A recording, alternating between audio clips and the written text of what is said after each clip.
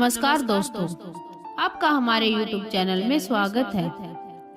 आज फिर हम आपके लिए एक बहुत सी प्यारी, प्रेरणादायक और ज्ञानवर्धक कहानी लेके आए हैं।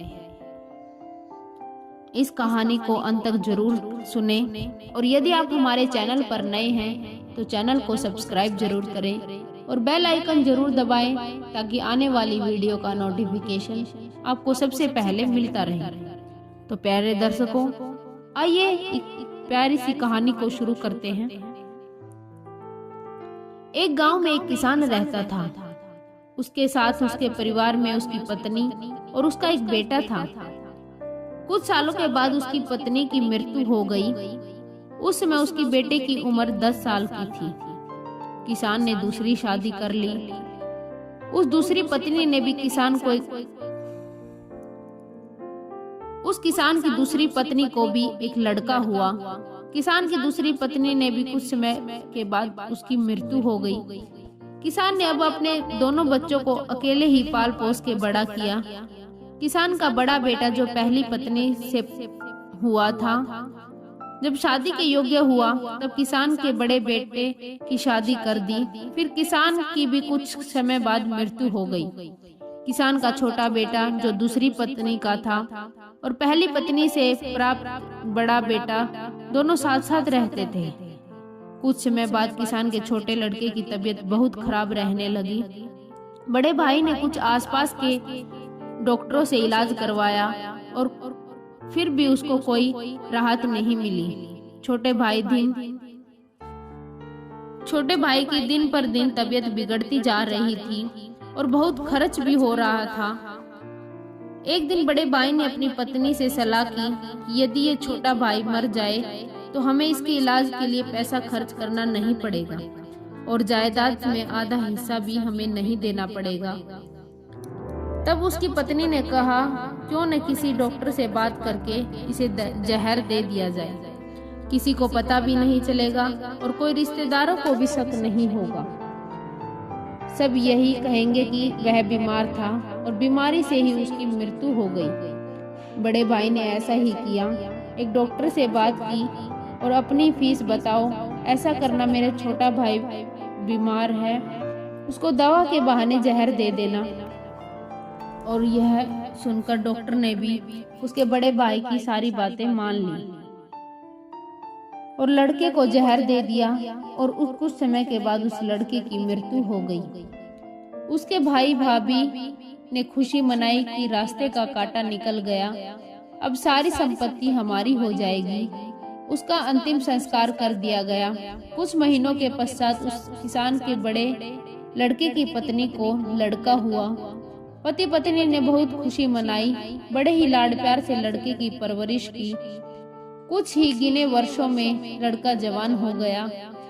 धीरे धीरे वह बड़ा हुआ। उन्होंने अपने लड़के की भी शादी कर दी। शादी के कुछ समय के बाद अचानक लड़का बीमार रहने लगा।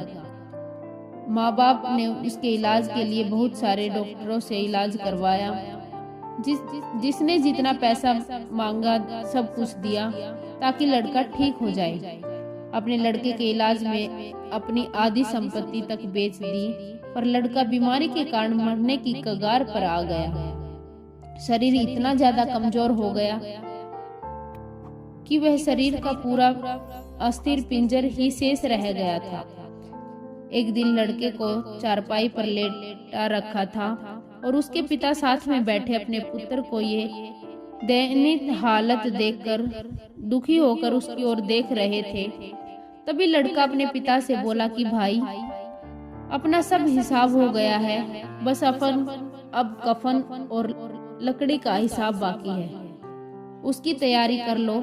ये सुनकर उसके पिता ने सोचा कि लड़के का दिमाग भी काम नहीं कर रहा है बीमारी के कारण, और बोला, बेटा मैं तेरा बाप हूँ, भाई नहीं हूँ। तब लड़का बोला, मैं आपका वही भाई हूँ जो आपने जहर खिलवाकर मरवाया था। जिस संपत्ति के लिए आपने मरवाया था, मुझे अब वो मेरे इलाज के लिए आधी बिक चुकी है और जो शेष रह गई है और हमारा हिसाब हो गया है। तब उसके पिता फूट फूट कर रोते हुए बोले कि मेरा तो कुल नाश हो गया। जो किया मेरे आगे आ गया, पर तेरी पत्नी का क्या दोष है जो इस बेचारी को जिंदा जलाया जाएगा। उस समय सती प्रथा थी जिसमें पति की चिता के साथ पत्नी को जला दिया जाता था। तब वो लड़का बोला कि वो डॉक्टर कहाँ है जिसने मुझे जहर खिलाया था। तब उसके पिता ने कहा कि तुम्हारी मृत्यु के 3 साल बाद ही वह डॉक्टर मर गया था।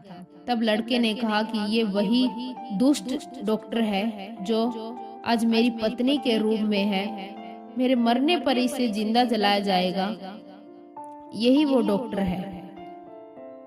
तो प्यारे दर्शकों, हमारा जीवन जो उतार चढ़ाव से भरा है, इसके पीछे हमारे अपने ही कर्म होते हैं।